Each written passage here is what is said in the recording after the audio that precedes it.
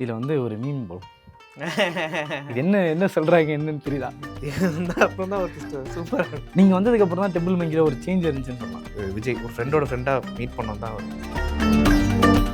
விஜய் வந்து கேட்டார், ஏன்னா நான் எல்லாம் நல்லா நடிக்கிற சூப்பராக பண்ணுற வேலைக்கு போயிட்டு இருக்க, உன்னை நம்பி நான் எப்படி ஒரு இது கூப்பிடுறது, பேசாம வேலையை விட்டுரு அப்படின்ட்டு போயிட்டார். எனக்கு அது மண்டையில் ஓடிட்டே இருந்தது, நான் உண்மையாகவே வேலையை விட்டுட்டு வந்துட்டேன். முதல் வந்துட்டு ஒரு 7Gன்னு சொல்லிட்டு ஒரு வீடியோ ஒன்று, ஒரு ஸ்பூஃப் வீடியோ ஒன்று பண்ணிட்டோம். அந்த 4G அந்த ஸ்பூஃப் வீடியோ தான் என் முதல் வீடியோ. அந்த வீடியோ தான் வந்து டெம்பிள் மங்கியில் வைரல் ஆச்சு. டெம்பிள் மங்கியை சினிமாக்காரங்களாம் பார்க்குறாங்க, நம்ம அதனால போவோம்லாம் இல்லை. எனக்கு நடிக்க சான்ஸ் கொடுத்த ஒரே ஒரு ஆள் அவங்க தான். ஃபஸ்ட்டு படமே மெர்சல் அவர் வந்து. ஃபஸ்ட்டு படம் 2 படம், ஒன்று அதே கண்கள், இன்னொன்று மெர்சல். நீங்கள் எப்படி ஒரு கன்சிடர் பண்ணுறீங்க? வெப் சீரிஸ் வந்து அதர் லாங்குவேஜில் இருக்கிறவங்களே ரெக்கக்னைஸ் பண்ணி எனக்கு மெசேஜ் பண்ணி கால் பண்ணுறாங்க. சம்டைம்ஸ் வந்து தேட்டர் ரிலீஸ் ஆகிற படத்துக்கு எனக்கு ரெஸ்பான்ஸோ இல்லை கால்ஸோ மெசேஜஸோ அவ்வளோ வர மாட்டேங்குது அப்படின்னு தான் இருக்கா? ஸ்கூல் டைம்லேருந்தே ஷார்ட் ஃபிலிம் பண்ணுறது அப்படி தான் சுற்றிட்டு இருந்தோம். பட் எங்களுக்கு நம்மளோட ஃபேமிலி பேக்ரவுண்ட் இதுவாக வந்து சினிமாவை வந்து கரியராக நினச்சி கூட பார்க்க முடியாது. அது ரொம்ப தூரமான ஒரு, நான் அதுக்கு முன்னாடியே சினிமா ஆடிஷன்ஸ்லாம் போய் ட்ரை பண்ணியிருக்கேன். டெம்பிள் மங்கி முன்னாடியே போய் ட்ரை பண்ணியிருக்கேன். பட் அது பெருசாக ஒர்க் அவுட்டே ஆகலை.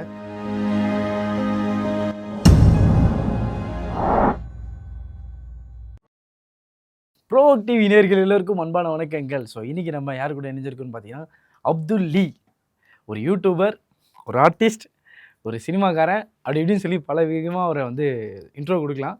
Hi bro. வணக்கம் ப்ரோ. எப்படி இருக்கீங்க? நல்லா இருக்கேன். ஆக்சுவலாக ஒரு ஒரு ஃபோட்டோ ஒன்று பார்த்தோம் ப்ரோ. அந்த ஃபோட்டோலேருந்தே ஸ்டார்ட் பண்ணலாம்னு நினைக்கிறேன். ஒரு மீம் அது ஆக்சுவலாக. ஓகே. என்னன்னா, இதில் வந்து ஒரு மீம் ப்ரோ. இது என்ன என்ன சொல்கிறாங்க என்னன்னு தெரியுதா? அப்புறம் தான் ஒரு சூப்பராக டிஸ்ட்ரிக். ஸோ வந்து இது நாங்களும் முன்னாடி ரசிச்சிருக்கோம் ப்ரோ. ஏன்னா வந்து நீங்கள் வந்ததுக்கப்புறம் தான் டெம்பிள் மங்கியில் ஒரு சேஞ்ச் இருந்துச்சுன்னு சொல்லலாம். இப்போது எல்லாருக்கும் தெரியும், நீங்கள் டெம்பிள் மங்கிலேருந்து ஒரு உங்களுக்கும் விஜய் அவர்களுக்கும் நிறைய ஒரு பெரிய விஷயம் இருக்குது, ஒரு பாண்டிங் இருக்குது.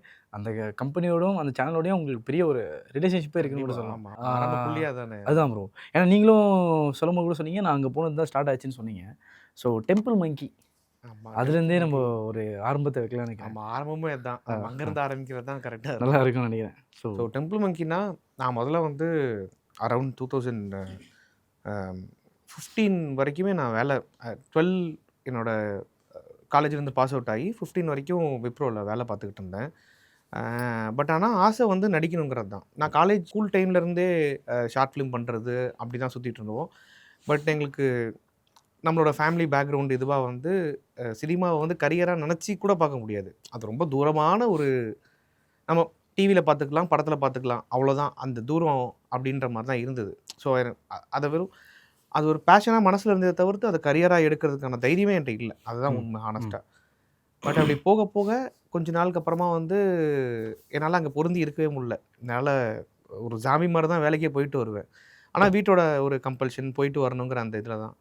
அப்படி போயிட்டுருக்கும்போது ஒரு டைமில் பெங்களூர்லேருந்து சென்னை வந்துட்ட அப்புறமா நான் எப்போவுமே ஆஃபீஸ்லேருந்து ஸ்ட்ரைட்டாக இதுக்கு போக மாட்டேன், வீட்டுக்கு போக மாட்டேன். போகிற வழியில் ஏதாவது ஒருத்தர் ஃப்ரெண்ட்ஸை யாராவது இந்த டைரக்ஷன் ரிலேட்டடாக, படம் ரிலேட்டடாக யாராவது பார்த்துட்டு போகலாம் அப்படின்னு பார்ப்பேன். அப்படி வந்து ரொம்ப க்ரேஸியாக ஒரு மீட் பண்ண ஒரு ஆள் வந்து விஜய், ஒரு ஃப்ரெண்டோட ஃப்ரெண்டாக மீட் பண்ணோம் தான் அவர். அவர் வந்து அப்படியே பார்த்துட்டு நீ நல்லா இருப்ப, நீ வா, நான் உன்னை கூப்பிட்றேன் அப்படின்ற மாதிரி சொன்னார். அப்படியும் வந்து ஒரு நாள் ஆஃபீஸில் பெரிய இஷ்யூன்னா ஒரு சர்வரே புகஞ்சிருச்சு.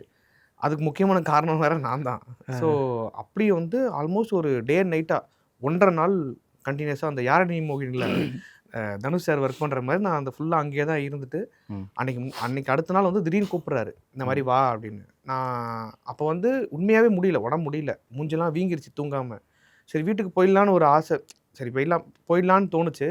பட் இது கிடைக்காதே அப்படிங்கிறனால அங்கேருந்து அப்படியே அன்றைக்கி மத்தியானம் ஃப்ரெண்டுகிட்ட ஷர்ட்டு கடன் வாங்கிட்டு வந்துட்டு ஒரு 7Gன்னு சொல்லிட்டு ஒரு வீடியோ ஒன்று, ஒரு ஸ்பூஃப் வீடியோ ஒன்று பண்ணியிருந்தோம். அந்த 4G அந்த ஸ்பூஃப் வீடியோ தான் என் முதல் வீடியோ.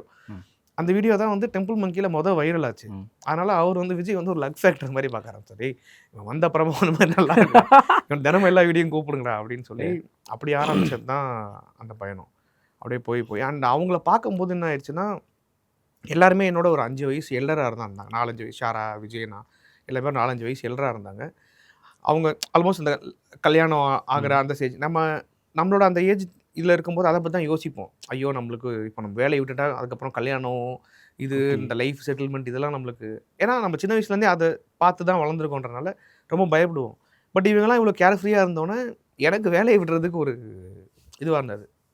ஒரு நாள் இந்த வைரலாக போயிட்டு இருந்தது. விஜய் வந்து கேட்டார், "என்னடா எல்லாம் நல்லா நடிக்கிற, சூப்பராக பண்ணுற, வேலைக்கு போயிட்டுருக்க, உன்னை நம்பி நான் எப்படி ஒரு இது கூப்பிட்றது, பேசாம வேலையை விட்டுரு" அப்படின்ட்டு போயிட்டாரு. எனக்கு அது மண்டையில் ஓடிட்டே இருந்தது. நான் உண்மையாகவே வேலையை விட்டுட்டு வந்துட்டேன். ம். விட்டு வந்துட்டோன்னே, "என்னடா வேலையை விட்டுட்ட?" அப்படின்னாரு. "ஏங்க நீங்கள் தானேங்க சொன்னீங்க, சரி வா வீடியோ பண்ணலான்னு" சொல்லிட்டு அப்படியே நாங்கள் சேர்ந்து வீடியோ பண்ண ஆரம்பிச்சது தான். அது ஸ்டேஜ் பை ஸ்டேஜாக போய் அப்புறம் படம் பண்ணோம், நாங்கள் சீரிஸ் பண்ணோம். இப்பவும் கனெக்டாக தான் இருக்கு. இப்போ ஒரு வெர்டிகல் ஒன்று பண்ணார். ம். பட் என்னால் படத்தில் இருந்தனால போக முடியல. பட் நாங்கள் போய் செட்டில் இருந்து நம்மளால என்னெல்லாம் ஹெல்ப் பண்ண முடியுமோ பண்ணிட்டு தான் வந்தேன். அது ஒரு வேற ஒரு பாண்ட் அது. அது இல்லாம நீங்க சொல்லும்போதே டெம்பிள் மங்கிய பார்க்குறதுல சினிமா ஆட்கள் நெறைய பேர் பார்க்குறாங்க. ஆமாம், சினிமா ஆர்டிஸ்ட் பாக்குறாங்க. அது உண்மை ப்ரோ. ஆக்சுவலா எல்லாருமே சொன்னாங்க உண்மை. bro. நெறைய ஆர்டிஸ்ட் வந்து இன்டர்வியூ பார்க்கும்போது டிரெக்டர்ஸும் சரி, உங்க அந்த டெம்பிள் மங்கிய மென்ஷன் பண்றதும், விஜய் அவர்கள் மென்ஷன் பண்றதும், உங்கள மென்ஷன் பண்றதும் நெறைய பார்த்துருக்கோம். ஸோ அது இன்டென்ஷனலா நீங்க வந்து அதை கரெக்ட்டா பிளான் பண்ணி உள்ள போனீங்களான்னு கூட அது தெரியல. மேபி அது எங்களுது இத்தனைக்கும் எங்களுது சினிமேட்டிக்காக கூட இருக்காது. கிரீன் ஸ்க்ரீனே வெறும் சும்மா கிரீன் ஸ்க்ரீனை மட்டும் தான் வச்சு தான் நாங்கள் வந்து பண்ணோம். அப்போ யூடியூப் கூட அவ்வளோ ஹானஸ்ட்டாக வந்து இன்னைக்கு யூடியூப்னாலே ஒரு சம்பாதிக்கலாம் அப்படிங்கிற ஒரு இதில் தான் ஆரம்பிக்கிறேன். ஒன்று இன்ஃப்ளூயன்சராக ஆகியோ இல்லாட்டி வந்து இது மூலமாக வியூஸ்ல எப்படியாவது ஒரு வழியில் சம்பாதிக்கலான்ற ஒரு இதில் தான் யூடியூபோட அது முக்கியமான பிளாட்ஃபார்ம், மானிட்டைசேஷன் பிளாட்ஃபார்ம் ஆயிடுச்சு. பட் நாங்கள் பண்ணும்போது அந்த இதுவே கிடையாது. லைக் மிஞ்சி மிஞ்சி போனால் ஒரு 10,000 வியூ வந்துருச்சுனாலே பெரிய விஷயங்கிற மாதிரியான ஸ்டேஜில் தான் நாங்கள் ஆரம்பித்தோம். பட் அந்த 10,000ல் ஒரு 2,000 3,000 வந்து முக்கியமான சினிமா ஆளுங்க. நாங்கள் எங்கே போனாலுமே ஃபஸ்ட்டு நான் வேலைக்காரன் செட்டு போகும்போது அப்படி தான் இருந்தது. நான் ஃபஸ்ட்டு போகும்போது எங்களுக்கு டீ காஃபிலாம் பெருசாக தரல, நார்மலாக தான் இருந்தோம். பட் அப்புறமா பார்த்தா வந்து சதீஷ் வந்து பேசினாரு. பார்த்துட்டு அவர் டெம்பிள் மங்கி பற்றி பேசினாரு. அப்புறம் சிவகார்த்திகேயன் சார் பேசினாரு. மோகன் ராஜா சார் வந்து பேசினாரு. அப்போ தான் டக்குன்னு செட்லேயே மரியாதை ரொம்ப அதிகமாகிடுச்சு எங்களுக்கு. ஏன்னா அந்த டைமில் யாருக்குமே தெரியாது இல்லையா, யூடியூப்புங்கிறதே தெரியாது. பட் சம்பவ் லக்கிலி அது வந்து அது ஒரு மாதிரி சினிமா ஆளுங்களை கவர் பண்ணின்னு தான் சொல்லணும். அது ஒரு அது அந்த இன்டென்ஷனில் கூட நாங்கள் பண்ணல. டெம்பிள் மங்கிய சினிமாக்காரங்களாம் பார்க்குறாங்க, நம்ம அதனால போவோம்லாம் இல்லை. எனக்கு நடிக்க சான்ஸ் கொடுத்த ஒரே ஒரு ஆள் அவங்க தான். அதுதான் உண்மை. டெம்பிள் மங்கி உங்களுக்கு ஒரு விசிட்டிங் கார்டா இருந்திருக்கோ மேபி நீங்க சினிமால கண்டிப்பா. போறதுக்கு. அது இல்லாம சினிமா ஆட்களே வந்து உங்களுக்கு வாய்ப்பு குடுத்தாங்களா? இல்ல நீங்களா வாய்ப்பு போய் தேடுனீங்களா? என்னதான் உங்களுக்கு அது விசிட்டிங் கார்டா இருந்தது. நான் அதுக்கு முன்னாடி சினிமா ஆடிஷன்ஸ்லாம் போய் ட்ரை பண்ணியிருக்கேன். டெம்பிள் மங்கிக்கு முன்னாடியே போய் ட்ரை பண்ணியிருக்கேன். பட் அது பெருசா ஒர்க் அவுட்டே ஆகல. பட் இது என்னன்னா, இவன் இத பண்ணலாம், இந்த ஃபேஸ் இதுக்கு செட் ஆகும் அப்படிங்கிற மாரியான ஒரு ஐடியா குடுக்குற மாரியான ஒரு அ அந்த நாங்க வீடியோஸ் இப்போ பார்க்கறதுக்கு காமெடியா பண்ணாலும், நாங்க அந்த பெர்ஃபார்மன்ஸ் ரொம்ப சீரியஸா தான் பண்ணுவோம். ம். அது உண்மையாவே ஒரு கேமரா இருந்து பெரிய செட்ல இருந்தா எவ்வளோ பெர்ஃபார்ம் பண்றோமோ, அந்த மாரி எனர்ஜி எல்லாம் போட்டு பயங்கரமா தான் பண்ணுவோம். ஸோ சம்பவம் அது சரியான ஆளுங்கள அட்ராக்ட் பண்ணுச்சு. இப்போ அது மூலமா எனக்கு கண்ட்ரோல் ஆல் டெலிட் கிடைச்சது. கண்ட்ரோல் ஆல் டெலிட்ல வந்து ஜி.கே. விஷ்ணு வந்து கேமராமேனா இருந்தார். அவரோட மெர்சல் வந்து அவரோட டெபியூ. அதுக்கு முன்னாடி அவரோட நல்ல ஒர்க் வந்து கண்ட்ரோல் டெலிட்டா இருந்தது. ஸோ அவரோட ஒர்க் பார்க்கும்போது அட்லி சார் பார்த்தாரு. அட்லி சார் பார்த்து அப்படியே என்னைய கூப்பிட்டாரு. இப்படி தான் போச்சு. அது மெர்சலே எனக்கு அப்படி தான் வாய்ப்பே கிடைச்சது. ஸோ அதுதான் ஜனவரி 29, 30 வரைக்கும் நான் வந்து எனக்கு தெரியாது. டக்குன்னு பார்த்தா பிப்ரவரி 1ஆம் தேதி அன்னைக்கு 30th கூப்பிடுறாங்க. ஒரு கேரக்டருக்கு ஆள் வேணுன்றாங்க. 1ஆம் தேதி பார்த்தா நான் விஜய் சார் கூட பூஜையில நிக்கிறேன். அந்த மாரி தான் சர்ப்ரைஸா போச்சு. ஃபர்ஸ்ட் படமே மெர்சலா ப்ரோ உங்களுக்கு? ஃபர்ஸ்ட் படம் 2 படம். ஓகே. ஒண்ணு அதே கண்கள், அதே இன்னொன்னு மெர்சல். 2மே ரொம்ப பேரலலா Parallel. போச்சு. ரிலீஸ் படி வந்து அதே கண்கள் தான் ஃபர்ஸ்ட்டு. மெர்சல் 2வது. ப்ரோ ஆனா உங்கள நான் அப்சர்வ் பண்ணும்போது இந்த விஷயம் எப்பயுமே சொல்லணும்னு நினைப்பேன்.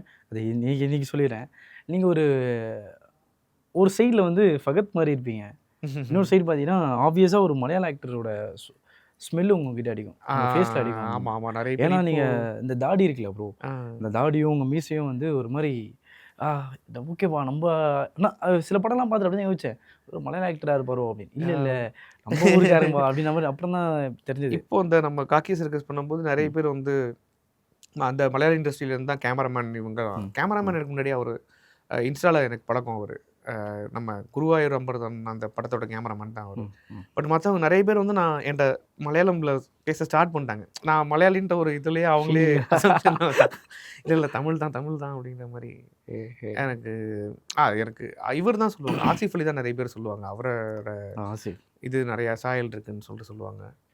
லைட்டா பார்த்தீங்கன்னா ஜாலி தான், சொல்லும்போது நல்லா தான் இருக்கு. ப்ரோ இப்போ ஆக்டிங் அப்படின்னு பேசுவோம் ப்ரோ. இப்போ நீங்கள் சினிமாவில் வந்துட்டீங்க, படங்கள் பண்ணுறீங்க. சிலருக்கு வந்து ஆக்டிங் மேலே உயிரே இருந்தாலுமே வந்து உள்ளே வந்து படம் பண்ணும்போது நம்மளுக்கு ரொம்ப முக்கியமான கேரக்டரை கொடுக்க மாட்டாங்க, ரொம்ப ம். டம்மி கேரக்டராக கொடுப்பாங்க. இல்லை நம்மளுக்கு எதாவது சொன்ன தீனி எக்ஸ்ட்ரா போடுங்க அப்படின்னு ஆசைப்போம். ஆனால் வாய்ப்பு நம்மளுக்கு அந்த மாதிரி கொடுத்துருக்க மாட்டாங்க. ஆமா, ஆனால் நம்மளுக்கு தீனி எக்ஸ்ட்ரா போட சாப்பிட்றதுக்கு தோணும். அப்படி ஆமா. வந்து அந்த மாதிரி அனுபவங்கள் இருக்கா? கண்டிப்பா, யோசிச்சிருக்கீங்களா ப்ரோ? கண்டிப்பா. சரி, இந்த இருக்கு. இந்த இந்த ரோலுக்கு எனக்கு எக்ஸ்ட்ரா கொடுத்துருக்கலாமே அப்படின்னு சொல்லி. இல்ல இப்ப நம்மளுக்கு இதுலயே மெர்சலே அகைன் வந்து அ அந்த கேரக்டர் வந்து ஒரு ஆடட் கேரக்டர் தான். அந்த சின்ன பையனால ஃபுல்லா எல்லா டயலாக் எல்லாமே பேச முடியாது அந்த பாஸ்ட் போர்ஷன்ல. அதனால கூட ஒரு ஆடட் கேரக்டர் தான். ஸோ அத எங்க வேணா பிளேஸ் பண்ணிக்கலான்ற மாரியான ஒரு ஐடியால தான் எடுத்தாங்க. அதனால நான் வந்து ஃப்ரேமுக்கு சண்டை போட்டுருக்கேன். ஒரு 1000 பேர் இருப்பாங்க. அதுல ஜூனியர் ஆர்டிஸ்ட் எல்லாருமே பார்க்கறதுக்கு ஒரே மாரி அந்த விக்கு சேம் அதே இதுல இருப்பாங்க. ஆனா அந்த ஃப்ரேம்ல நம்ம ஏதாவது ஒண்ணு இப்போ அவரு, விஜய் சார் இவங்களெல்லாம் தாண்டி நம்மள அவங்களே ஒரு ஒரு முதல் லேயர்ல அவங்க தான் இருப்பாங்க. அத தாண்டி இந்த செட்டப் அந்த கிராண்ட்னஸ்லாம் தாண்டி நம்ம மேல அந்த அந்த அட்டென்ஷன் வரதுக்கே நம்ம ரொம்ப நெறைய விஷயங்கள் பண்ணணும். ஆமா. ஸோ அந்த மாரி நான் அந்த ஃப்ரேமுக்கும், அந்த அட்டென்ஷனுக்கும் நெறைய சண்டை போட்டுருக்கேன். அதனால இன்னைக்கு வந்து நம்மளுக்குன்னே ஒரு ஃப்ரேம் வச்சு, நம்மளுக்குன்னே ஒரு ஒரு க்ளோஸ் அப்பும் இதுவும் வச்சு, நம்ம அந்த கதையில முக்கியமான ஒரு அங்கமா, அங்கமா. நம்ம ட்விஸ்ட் பண்ற ஒரு இதுவா குடுக்கும்போது, நம்ம அப்படி சண்டை போட்டு, அப்படி கஷ்டப்பட்டு ஃப்ரேம புடிச்சவங்க வந்து இப்போ நம்மளுக்கே குடுக்கும்போது, ஆப்வியஸா அது ஒரு ஒரு ஃபீஸ்ட் மாரி தான் இருக்கும் நம்மளுக்கு. நல்லா ம். அடிச்சு நவுத்தி சாப்பிடலாம் அப்படிங்கிற மாரி ஒரு இதில தான் இருக்கும். ஸோ ம். அதோட அந்த என்ன சொல்றது, இன்னைக்கு நான் ஏன் ஒரு ஒரு கேரக்டரும் பார்த்து பார்த்து பயந்து பயந்து அன்னைக்கு சில படங்கள்லாம் வந்து ஒரு ஒரு ஒரு படம் ஆரம்பிக்குதுன்னா, அந்த கேரக்டர் முக்கியமான கேரக்டரா இருக்கும். எனக்கு அதுக்கு முந்தின நாள் வயித்த கலக்கும், ஓஹோ ஜுரம் வரும், பயமா இருக்கும். அந்த கேரக்டர் நல்லா பண்ணணும். ஏன்னா எனக்கு அவ்ளோ ஒரு பயம் இருக்கும். நம்ம குடுத்துருக்க கேரக்டர் உருப்படியா பண்ணிடணும். டைரக்டர் வந்து போம்போது சந்தோஷமா நெனச்சது கெடைச்சிருச்சுன்ற அந்த அத சொல்லணுன்றது வந்து அது உண்மையாவே இருக்கும். நான் சும்மா மேக்கிங் அப்க்காக நான் சொல்லல. ஹானஸ்ட்டாவே எனக்கு உடம்பு சரியில்லாம போயிரும். ஒரு பயமா இருக்கும். அன்னைக்கு அந்த காலையில அந்த டெலிவர் பண்ற 2வது டேலேருந்து நான் நார்மல் ஆயிடுவேன். ஓகே இந்த இந்த கேரக்டர் நம்ம செட் ஆயிட்டோம் அப்படின்னு தெரிஞ்சிருச்சுன்னா எனக்கு நார்மல் ஆயிடும். அதுக்கப்புறம் கூலா ஹேண்டில் பண்ணிடுவேன். அதுவரைக்கும் ஒரு பயம் வந்து இன்னைக்கு வரைக்குமே இருக்கும். நான் இன்டர்வியூ எடுக்கும்போது நான் வந்து ரம்யா கிருஷ்ணன் மேம் இன்டர்வியூ எடுத்திருக்கேன். பசுபதி சார்ட்ட கொஸ்டின்ஸ்லாம் கேட்டுருக்கேன். அவங்கள்ட்ட கேட்கும்போது வந்து நான் கேட்கும்போது அவங்க பெரிய பசுபதி சார் சொன்னாரு வந்து, "ஓ நீ சொன்னல்ல, இதெல்லாம் எனக்கும் இருக்கு. இன்னைக்கு வரைக்குமே நான் ஒரு படத்துக்கு போனா அந்த கேரக்டர் மொத நாள் வரைக்குமே எனக்குமே இருக்கும். இப்படி நான் சொல்லி எனக்கு இதே மாரி எனக்கும் இருக்குன்னு சொன்னது யார் தெரியுமா? கமல்ஹாசன் சார்" அப்படின்னாரு. ஸோ அவருக்கும் இன்னைக்கு ஒரு ஸோ அது என்னைக்குமே கரெக்ட். போவே கரெக்ட். போவாது. அது வந்து நீ அந்த கிராஃப்ட் மேல வச்சிருக்க அந்த அந்த உனக்கு குடுத்துருக்கப்பட்ட அந்த வேலையில வச்சிருக்கிற மரியாதை. அதனால வர பயம், அதனால வர அந்த பிசிக்கல் இதுதான் தவிர்த்து, அத நீ கிராஸ் பண்ணிடலாம் அப்படின்ற மாரி சொன்னாரு. ஸோ அந்த பயம் இருந்தா அந்த வேலை ஒழுங்கா நடக்கும். அந்த பயம் ம். என்னைக்கு போதோ அன்னைக்கு வேலை நடக்காதுங்கிற மாரி சொல்லியிருந்தாரு. இந்த பேச்சுலரா இருக்கும்போது எல்லாருக்கும் வந்து டீ கடை தான் வந்து ஒரு உணவு ஏரியா இல்ல ஏதோ அது நெறைய சொல்லிக் குடுக்குதுன்னு நெனைக்கிறேன் ப்ரோ. எனக்கும் வந்து இப்ப நானும் ஒரு அஸ்பைரிங் ஃபில்ம் மேக்கர் தான். டீ கடைக்கு போயிட்டு ஒண்ணு ஏதோ ஒரு விஷயம் தோணுச்சுன்னா, டீ கடையில போய் நிக்கிற சம்பவம், அது நெறைய லேர்ன் பண்ணி ஒரு புக் மாரி கூட சொல்லலாம். டீ கடையே சொல்லலாம், டீயும் சொல்லலாம். ஆ அப்படி டீ கடை அனுபவங்கள் நெறைய உங்களுக்கு? எபிசோட்ஸ் இருந்திருக்கு. ஆம் நெறைய ஆடிஷன் போய் அது ரிஜெக்ட் ஆகுறது ரொம்ப நார்மலான விஷயம். சில இடத்துல ஒரு சின்ன சின்ன இன்சல்ட்ஸ் நடக்கும். ஒரு மாரி ஒரு மாரிலாம் ஒருத்தர் அவங்கலாம் ஒரு கூட்டமா ஒரு 4, 5 பேர் இருந்துட்டு ரொம்ப ஸ்டார்ட்டிங் ஸ்டேஜ்லலாம். அவங்க வந்து நின்னுட்டு எல்லாருமே நம்ம ஆடிஷன் குடுத்துட்ருப்போம். நம்ம இது பண்ணும்போது அவங்களே அவங்கக்குள்ள பேசிப்பாங்க. நம்மளுக்கு தெரியும் நம்ம ரொம்ப நம்ம ஆ. கவனிக்கவே மாட்டேங்கிறாங்க. எப்படி ரிஜெக்ட் தான் பண்ண போறாங்கன்ற ஐடியாவே நம்மளுக்கு கெடச்சிரும். அது ஆப்வியஸா தெரிஞ்சிரும் நம்மளுக்கு. ஸோ அந்த மாரி விஷயங்கள்லாம் நடக்கும்போது நான் உட்காந்து அழுவையும் வராது. இந்த இந்த தொண்டையில ஒரு மாரி நம்மளால அது கூட அழுகவும் மேஜரா வந்து நெறைய ஆடிஷன் அட்டெண்ட் பண்ணது தான் ப்ரோ அந்த எக்ஸ்பீரியன்ஸ் இருக்கும். யா யா 2, 3 ஆடிஷன் அட்டெண்ட் பண்ணா கூட, ஓ! நம்மளுக்கு வாய்ப்பு குடுத்துருவாங்கன்னு நம்பிக்கையில வீட்ல போய் சொல்ருவானுங்க. யா நம்மளுக்கு சிலருக்கு தெரிஞ்சிரும். அந்த ஆடிஷன் முடியறதுக்கு முன்னாடியே தெரிஞ்சிரும். இது நம்மளுக்கு கிடைக்குமா? கிடைக்காதான்ற ஒரு ம். ஒரு ஃபீல் வந்துரும். ம். அது மாரி விஷயங்கள்லாம் அந்த மாரி இடத்தையும் அந்த மாரி இதையும் பார்த்துருக்கு. இப்ப ஏவிஆர் இருக்கு நம்ம எல்வி பிரசாத் ம். ஆப்போசிட்ல. நான் அங்கேயே நெறைய என்னையே நான் வேற வேற ஸ்டேஜ்ல வேற வேற மனநிலையில அந்த இடத்துல நான் வந்து டீ குடிச்சிருக்கேன். ஓ! ஸோ அந்த நான் எப்பவுமே அ அதாவது வேலையே ஒரு 10 நிமிஷம் இருக்குன்னா, நான் அந்த சைட்ல போனா கூட வண்டிய நிப்பாட்டிட்டு அங்க போய் டீ குடிச்சிட்டு தான் போவோம். அது ஒரு காவேரியும் சரி, ஏவிஆர் இந்த இந்த இந்த இந்த லைன்ல இருக்கிற டீ கடைலாம் சரி. ஸோ என்னோட வேற வேற வெர்ஷன்ஸ வேற வேற மனநிலை எல்லாத்தையுமே அந்த ரோடு ஒண்ணு பார்த்துருக்குன்னு நெனைக்கிறேன். படம் பண்ணிட்டீங்க. இந்த படத்துக்கு வந்து ஒரு 20,000 சம்பளம் தர போறாங்க. ஒரு 80,000 1,00,000 மேல சம்பளம் வரும். அந்த அமௌண்ட்ட இத வந்து இப்படி பிரிச்சிடலாம். இந்த அமௌண்ட்ட வந்து அடுத்த ஒரு 1 மாசத்துக்கு ட்ரை பண்ணலாம். இத வந்து ஃபேமிலிக்கு குடுத்துடலாம். இத வந்து வாடகை கட்டிடலாம்னு சொல்லி, சம்பளம் வர்றதுக்கு முன்னாடியே வந்து பிளான் போடுறதெல்லாம் நெறைய டீ கடையில நடக்கும். அப்படி எதனா சம்பவம் இருக்கா ப்ரோ உங்களுக்கு? பட் எனக்கு தெரிஞ்சு இன்னைக்கு இதுக்கு வந்து அது கரெக்ட்டா எப்போ வரும்? ஏது வருங்கிற அந்த அதெல்லாம் வந்து நான் இப்ப அந்த அன்சர்டனிட்டிக்கு பழகிட்டேன்னு நெனைக்கிறேன். அதை எப்படி மேனேஜ் பண்ணலாம், அப்படி லேட் ஆச்சுன்னா இது வரலாம் மேனேஜ் பண்ணலான்னு நினச்சிருக்கேன். மோஸ்ட்டாக வந்து எனக்கு தெரிஞ்சு டீ கடைங்கிறதே யோசனைக்கான ஸ்பாட்டு தான். உட்காந்துட்டு இது பண்ணிடலாம், இந்த சான்ஸ் கிடச்சிரும், இது வந்துருச்சுன்னா அடுத்து இங்கே போயிடும், இந்த படம் வந்துடும், எப்படியும் மே ஜூனில் இது வந்துடும், இது வந்துட்டோன்னா நம்ம இங்கேருந்து இங்கே போயிடலாம், இங்கே வந்துட்டோன்னா நம்ம ஒரு ஸ்டேஜுக்கு வந்துடும், அப்புறம் இந்த டேரக்டர்லாம் பார்ப்பாங்க, நம்மளுக்கு வாய்ப்பு கிடைக்கும், இவருக்கு அப்படிங்கிற மாதிரி அந்த கனவுக்கான ஒரு ஒரு ப்ளூ பிரிண்ட் போடுற இடம் முக்கியமான எனக்கு டீ கடை. டீ கடைன்றது வந்து ஒரு அது ஸ்பாட் மட்டும் இல்லைங்க, அது ஒரு அது உண்மையாக ஒரு எமோஷன் தான். அது ஒரு ஒரு மனசு சரியில்லைனாலும் நிற்கலாம், ஒரு ஜாலியாக இருந்தாலும் ஃப்ரெண்ட்ஸ் முதல்ல இப்போ ரொம்ப கம்மியாயிடுச்சு. முதல்ல ஒரு அந்த அட்டிங்கிறதே அந்த டீ கடை வாசல் தான். காளியண்ணன் கூட ஒரு இடத்து டீ கடையிலேயே ஒரு இன்டர்வியூ கொடுத்துருப்பாரு. அந்த அவர் எப்படி வேற வேற ஸ்டேஜில் இதே டீ கடையில் இருந்திருக்காருன்னு சொல்லிட்டு காவேரி வாசலில் சொல்லியிருப்பாரு. ஸோ அது ஒரு மாதிரியான ஒரு எமோஷன் தான். அப்புறம் வந்து இப்போ நீங்கள் படமும் பண்ணுறீங்க, கட் பண்ணால் இப்போ வெப் சீரிஸும் பண்ணுறீங்க. நிறைய சீரிஸில் வந்து பார்த்தோன்னா ஜி5ல பார்க்குறோம், ப்ரைமில் பார்க்குறோம், ஹாட்ஸ்டாரில் இது எல்லாமே வந்து நீங்கள் சீரிஸும் பண்ண ஆரம்பிக்கிறீங்க. இவங்க எல்லாருமே வந்து நீங்கள் உங்கள் படத்தை பார்த்துட்டு கூப்பிட்றாங்களா, இல்லை இப்போ வரைக்கும் நீங்கள் ஆடிஷன் போட வேண்டிய அந்த மாதிரி விஷயம் நடக்குதா ப்ரோ? சம்டைம்ஸ் இல்லை, ஏன்னா ஃப்ரெண்ட்ஸ் ரெஃபர் பண்ணுவாங்களே, இவங்க படம் பண்ணுறாங்க, இவங்ககிட்ட நீங்கள் அப்ரோச் பண்ணுங்கன்னு சொல்லி டெக்ஸ்ட் பண்ணி சொல்கிறதோ அந்த மாதிரி இப்போ வரைக்கும் நடக்குதா உங்களுக்கு? இல்லை நான் ஜென்ரலாக இப்போது ஒரு டைமுக்கு மேலே வந்து ஒர்க் பிரிங்ஸ் ஒர்க் தான். எனக்கு நான் அதுக்கு முன்னாடி ரொம்ப இதுவாலாம் சொல்லலை, நான் இப்போ அப்படி ஆகிட்டேன் அப்படி சொல்லலை. பட் ஆனால் ஹானஸ்ட்டாகவே வந்து அப்படி தேடி பிடிச்சி ஒருத்தர் ஃப்ரெண்டை பிடிச்சி இவர் போயிட்டு ஒரு ரோல் நம்ம பிடிக்கிறதுக்கு வந்து அது கரெக்டாக லேண்ட் ஆகுதா, அது நம்மளுக்கு நல்லது செய்தானா அது சொல்ல முடியாது. அது மேபி அது ஒரு பழக்கத்துக்காக மேபி ஒரு ரோல் கொடுக்கலாம், அப்படி கொடுக்கலாம். பட் ஆனால் ஒரு வேலை வந்து நம்மளுக்கு இப்போ ஒரு ஏடி பாப்பாப்பில் நம்ம வேலை செய்கிறத பார்த்துருக்காரு, அவர் சஜஸ்ட் பண்ணுவார். எனக்கு தெரிஞ்சு அப்படி தான் நிறைய எனக்கு வேலை வந்திருக்கிறதே அப்படி தான். இங்கே இதில் சூப்பராக பண்ணார், இந்த ரோலுக்கு ஒரு செட்டாக அவர் கூப்பிடலாம் அப்படின்னு. மோஸ்ட்லி வந்து அந்த ரோலை நான் புல் ஆஃப் பண்ணிடுவேன் தெரிஞ்சிச்சுன்னா ஆடிஷன் கேட்க மாட்டாங்க. பட் அது என்னோட ஜோன் ரோல் கிடையாது, வேறு மாதிரியான ரோலு, இது எப்படி அப்துல் பண்ணுவாப்லையான்ற மாதிரி அவங்க ஒரு ஆடிஷன் பண்ணி பார்க்கும், அது நியாயமான விஷயம் தான். அப்படி அவங்க பண்ணி பார்க்கும்போது ஓகே இதுக்கும் செட் ஆகிறாருன்றிருக்காங்க. அந்த மாதிரி கேரக்டர் ஓரியன்ட் ஆடிஷன்ஸாக இப்போ வர ஆரம்பிச்சிருச்சு. முதல்ல நான் ஸ்டார்டிங் கரியரில் ஜென்ரலாக ஒரு 3-4 ரோல்ஸ் இருக்கும். ஒரு டைலாக் கொடுப்பாங்க, இந்த டைலாக்கை நீங்கள் வந்து பேசி பாருங்க. நான் அப்புறம் டக்குன்னு இதையும் நீங்கள் பேசி பாருங்க அப்படிங்கிற மாதிரி இப்படி தான் இருக்கும்.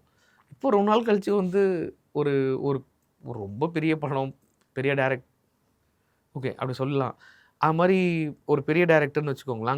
அங்கே போனால் என் ஸ்டேஜில் இருக்கிற எல்லாருமே வந்து நாங்களாம் ஸ்டார்டிங் ஸ்டேஜில் எப்படி இருந்தோமோ அதே மாதிரி இருந்திருந்தாங்க. ஸோ அவங்க வந்து அது ஒரு பெரிய படமாக அவங்க கன்சிடர் பண்ணுறாங்க. அதனால் வந்து இவங்க எல்லாருமே இருக்கணும், இவங்க எல்லாருமே வந்து ஸோ பேசிக்காக வந்து ஒரு நல்ல அந்த கேட்டகரி ஆஃப் ஆக்டர்ஸ் எல்லாமே வந்து ஒரு புது ஆர்டிஸ்ட் மாதிரி நிறைய பேர் உட்காந்தாங்க. அது ஒரு மாதிரி மிஸ்ட்ரீட்மெண்ட்டாக இருந்தது, ஒரு மாதிரி சில இதெல்லாம் நடந்தது. பட் ஓகே, அது வந்து அதை நான் ரொம்ப பர்சனலாக எடுத்துக்கல. அது ஒரு கசப்பா இப்போ ரொம்ப ரீசெண்டாக நடந்தது, அதனால் like sorry out of the topic போகிறது சாரி, அதெல்லாம் நடக்க தான் செஞ்சுது. ஸோ மோஸ்ட்லி நான் அந்த ஸ்டார்டிங் ஸ்டேஜ்லேயே வந்து ஒரு கேரக்டர் ஓரியன்டாக கூப்பிட்டாங்கன்னா நான் ஆடிஷன் போயிடுவேன். இன்றைக்கி வரைக்கும் நான் ஆடிஷன்ஸ் நோ சொல்ல மாட்டேன். எனக்கு ஆடிஷன் பண்ணுறது ரொம்ப பிடிக்கும். அண்டு தேங்க்ஸ் டு கோவிட், ஏன்னா கோவிட் வந்தப்புறமா வந்து இந்த பர்சனல் டேப் அனுப்பலாம். முதல்ல இந்த பர்சனல் டேப்புங்கிற விஷயமே கிடையாது. நம்ம பர்சனல் டேப்னா என்னன்னு சொல்லி, பர்சனல் டேப்னா நம்ம வந்து வீட்லேயே நம்ம ரெக்கார்ட் பண்ணி நம்மளோட ஆடிஷனை ரெக்கார்ட் பண்ணி அவங்களுக்கு அனுப்பலாம். இது வந்து பிஃபோர் கோவிட் இந்த கல்ச்சரே கிடையாது. நம்ம வந்து ஆடிஷனுக்கு வந்து அவங்களோட டைரக்ஷன் ஆஃபீஸ்க்கு தான் போகணும், அவங்களோட இதில் தான் கொடுக்கணும். மோஸ்ட்லி டைலாக்ஸ் கூட வெளியே கொடுக்க மாட்டாங்க. பட் இந்த கோவிட் டைமில் வந்த அப்புறமாவே இந்த ஆஃபீஸ் வர்றதுக்கு ரொம்ப கூப்பிட்றது கம்மியாயிடுச்சு. அதுக்கப்புறமா இது ஒரு பழக்கமாகவே. ஸோ இந்த மாதிரி பர்சனல் டேப்ஸ் ஓரளவுக்கு ஒரு ப்ரைமரிக்கு அடுத்து இருக்கிற ரோல்ஸாக இருக்கிறவங்களுக்குலாம் வந்து அந்த ஒரு ப்ரிவிலேஜ் கொடுத்துட்றாங்க, நீங்கள் பர்சனலாக பண்ணி அனுப்புங்கன்னு. எனக்கு அது இன்னும் பெட்டராக பண்ண முடியும். எனக்கு இன்றைக்கும் ஒன்றுனா அந்த ஸ்டார்டிங் ஸ்டேஜில் இருக்கிற அந்த ஆடிஷனில் நடந்த அந்த இன்சல்ஸ் அதெல்லாம் இருக்குல்ல, இப்போவுமே வந்து ஏன்னா ஒரு ஆடிஷனில் போய் ரூம்குள்ளே விட்டிங்கன்னா நான் ரொம்ப டென்ஷனாக இருப்பேன். நான் 200-300 பேர் இருக்கிற செட்டில் கூட நல்லா நடிச்சிருவேன், ரொம்ப கம்ஃபர்டபுளாக இருந்துருவேன். பட் அந்த இதுக்குள்ளே அவங்களுக்குள்ளே இருக்கிற அந்த பழைய இது கூட அந்த இருக்கிறனால அப்படி ஆப்போசிட்டாக இருக்கீங்க நீங்கள். எல்லாருமே வந்து கும்பலாக இருக்கும்போது நடிக்க மாட்டாங்க, ஆமாம் தனியாக இருக்கும்போது நடிச்சிருவாங்க. அந்த சொல்கிறேன் இல்லையா, அந்த ஆடிஷன்ஸில் நடந்த ஒரு சில இதுதான். மற்றபடி அந்த இப்பவும் அதான் கேரக்டர் ஓரியன்டாக இந்த கேரக்டரை புல் ஆஃப் பண்ணுவாங்களா, நம்மளுக்கே அந்த சந்தேகம் இருக்கும். இது நம்ம யூஸ்வலாக பண்ணுற கேரக்டர் கிடையாது, இது கொஞ்சம் வித்தியாசமான கேரக்டர், நம்ம உட்காருவோமா அப்படின்னு நம்மளுக்கும் ஒரு சந்தேகம் இருக்கும். ஸோ நம்மளுக்கும் ஒரு கான்ஃபிடன்ஸ் கொடுக்க தான் செய்யும். ஸோ அந்த மாதிரியான ஆடிஷன்ஸ்லாம் நான் போயிட்டு தான் இருக்கேன் இப்போவும். அண்ட் இந்த வெப் சீரிஸ் இதுங்கிறது வந்து நான் அந்த வெப் சீரிஸ் ஜோன் எப்படி பார்க்குறேன்னா, அது ஒரு சீரியல் மாதிரி பார்க்குறீங்களா? ஐபிஎல் மாதிரி பார்க்குறேன் நான். ஒரு IPL. கிரிக்கெட் ஒரு பிசிசிஐ நடத்துகிற மேட்ச்சுக்கும் ஐபிஎல் நடத்துகிற மேட்ச்சுக்கும் டிஃப்ரென்ஸ் இருக்குது. இப்போது ஐபிஎல்லில் டக்குன்னு ஒரு பிளேயர் வந்து இதுவாக இருக்கார், அவர் வந்து ஒரு சின்ன பையனாக இருப்பார், ஒரு இதுவாக இருப்பார், புதுசாக வந்திருப்பார்.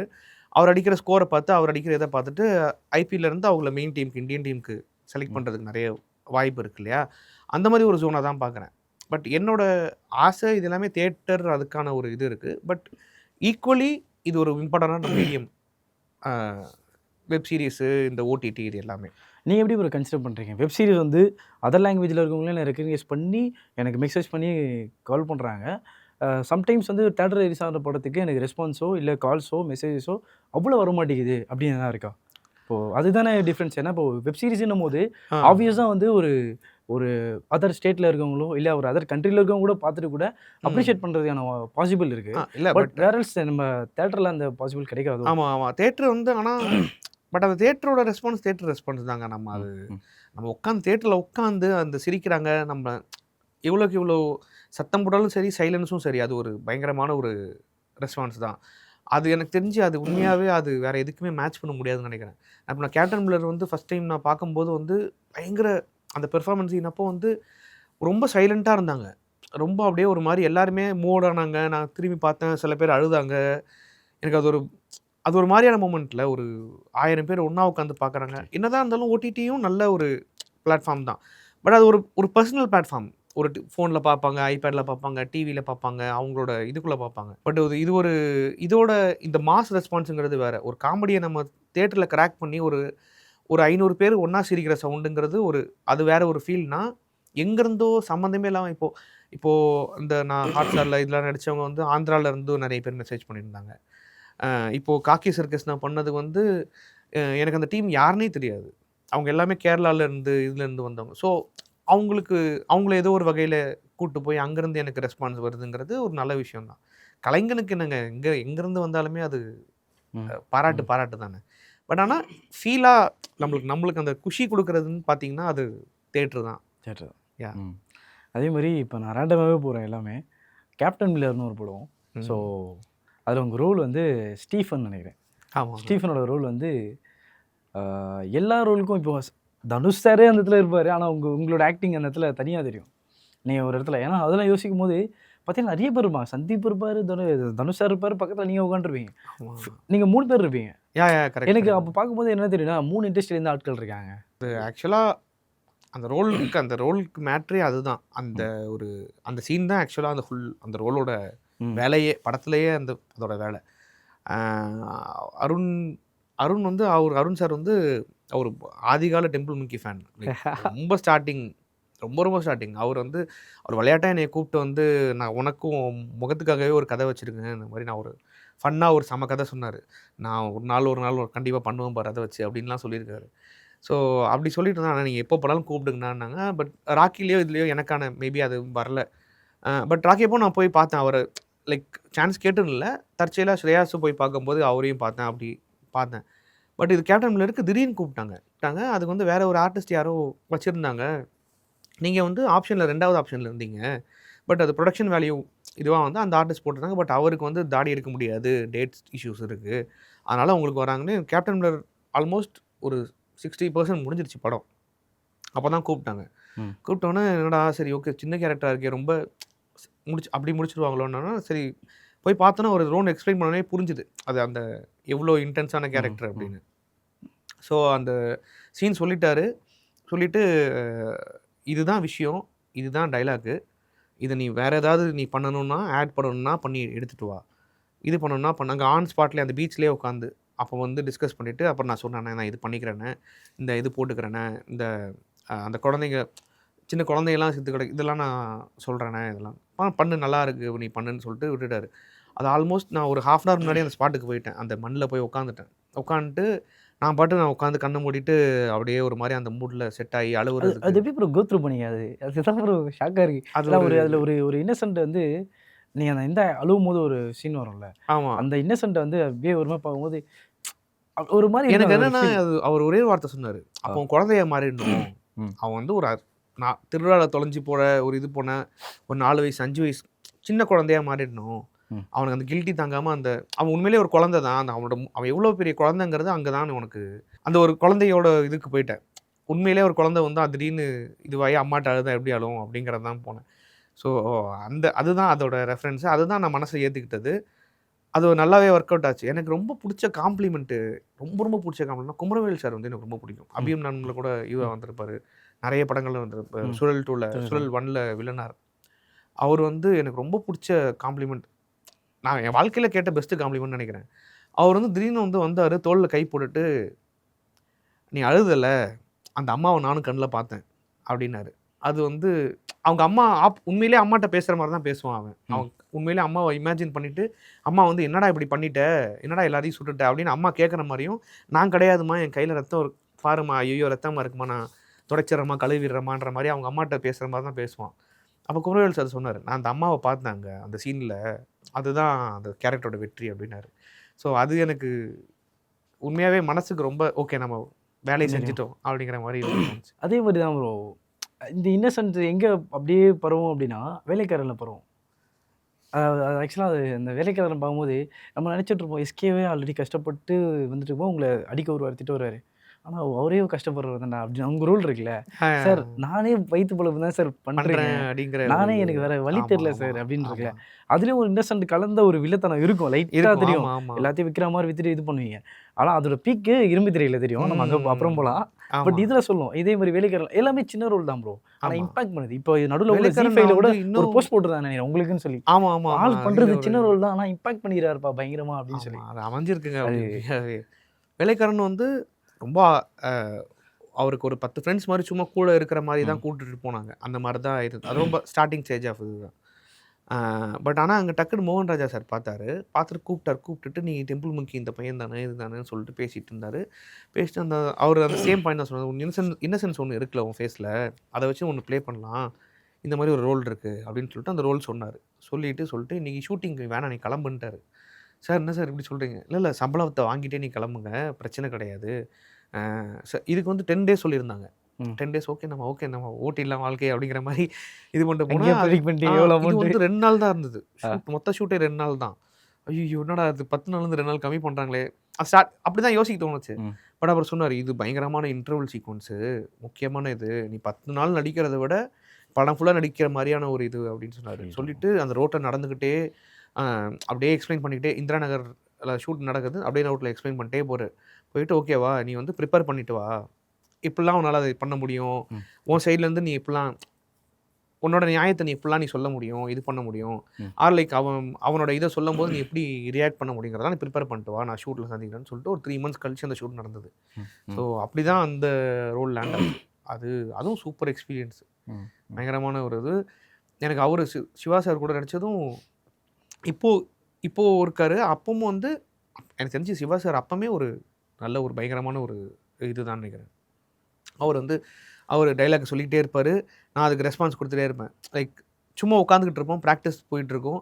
அப்போ வந்து அந்த டக்குன்னு அந்த போர்டுக்கு போகும்போது நான் அதுக்கு "சார் அதில் 8 விட்டமின் இருக்கான் சார்." ஸோ அந்த டைலாக்லாம் ரெஸ்பான்ஸ் பண்ணும்போது, ஏன்னா அவர் அது ரொம்ப இன்டென்ஷனான இது, ஒரு ஃபுல் நைட் எடுத்தாங்க அந்த சீன், 2 நைட் எடுத்தாங்க அந்த சீன், அந்த உள்ளே இருக்கிறது மட்டும். ஏன்னா அது இன்ட்ரோவோட முக்கியமான பாயிண்ட் அது அப்படிங்கிறதுனால. ஸோ அது பயங்கரமான எக்ஸ்பீரியன்ஸ் அது.